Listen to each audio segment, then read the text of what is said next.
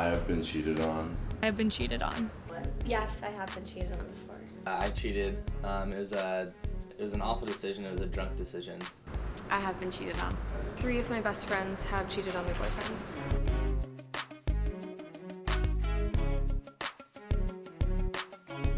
It was my freshman year of college, and I had been in a relationship with this guy who I really liked for about 6 months at this point, and we were pretty serious. And one night, I stayed in and he went out and got really drunk and ended up hooking up with one of my best friends. Someone sent me a message on Facebook, and one message turned into 2 or 3 or 4, and then, okay, when are you free? And then the rest is history. I was really drunk, and this girl was very forward, and she kind of just took me into her room.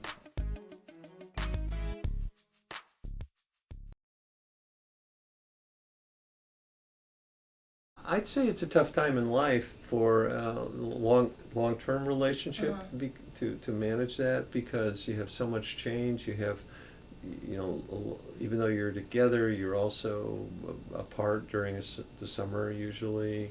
You have time apart, and you're at a point where commitment is a tough issue.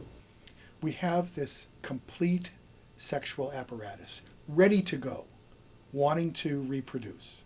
It's set and ready at about age 14. And then our culture says, okay, now wait a decade. That's not easy to do, and very few people actually do it.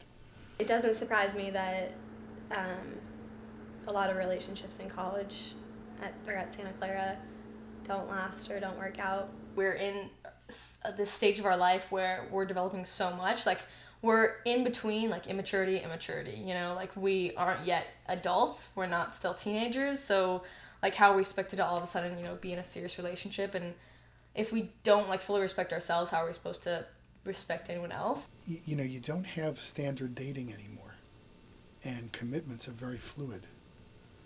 And when you add alcohol, of course, it changes a lot.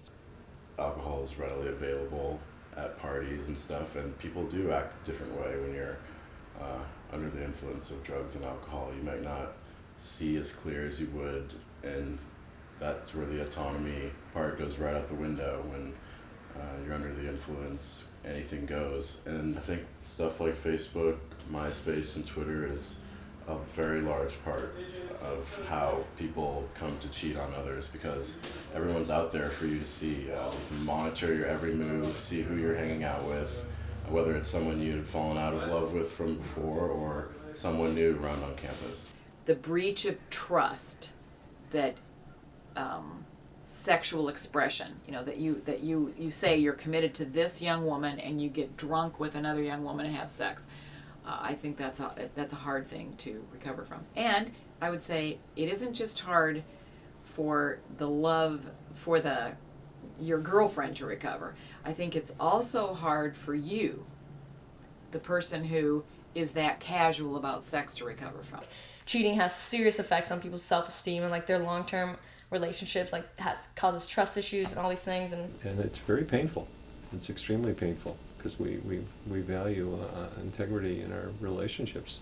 It's hard to trust someone once they've cheated on you. But if that becomes a pattern, or if that happens in a really significant relationship, it really makes us gun shy, and maybe more dependent, and maybe more we try to hold on tighter, which of course makes it worse.